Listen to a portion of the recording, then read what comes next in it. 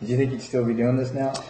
No, not at all. I mean, when I started, everybody was, kind of finishing up at 25 or 26, and I just assumed that's the way it was. But I mean, you get there and you're like, well, that's just still fun. I mean, I still am competitive. Or why do you stop? And that kind of happened year after year after year, and I still to the point. I mean, this year I didn't feel my competitiveness was there in the outdoors. I mean, I really didn't feel I had the speed to win. So I mean, that's kind of where I kind of fell out of that for next year. I mean, I'm doing the Supercross only because I still feel like I have the opportunity to win, and those things are what keeps you going when you have that that drive.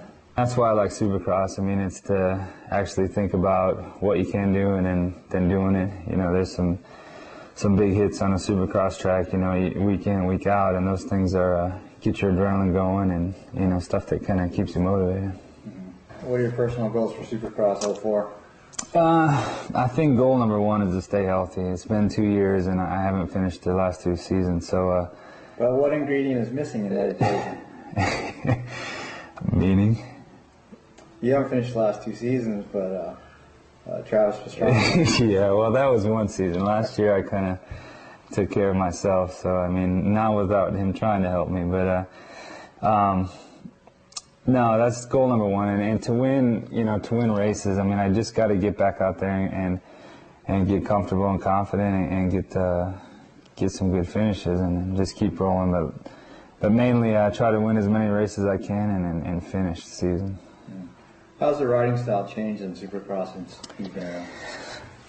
Supercross used to be, you could, and this was more like in Jeremy's, reign, where if you were smooth and you got good starts, I mean, that was pretty much what it took to win, lap after lap, 20 laps smooth, and, obviously fast. But now it's like smooth is kind of, you've kind of gone beyond smooth, and it's pretty much, you got to hang it out for 20 laps and go as fast as you can, no matter what it looks like, no matter rough, bumpy, or whatever, you got to go fast for 20 laps. And the starts are still important, but I think it's gone one step further than just being, timing the obstacles. It's racing in between everything, and bike setups are really important. I mean, everything's kind of coming out.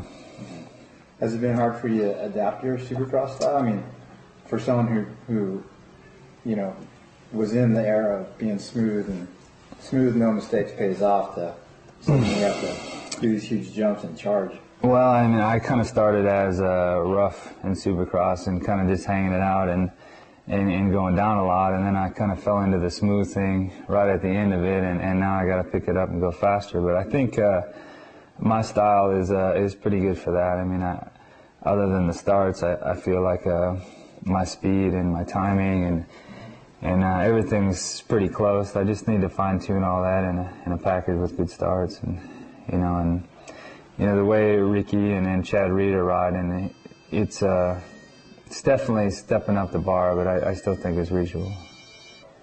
What does Mike LaRocco's life consist of after racing? You have to ask me that later. At this point, I'm still focused on racing, and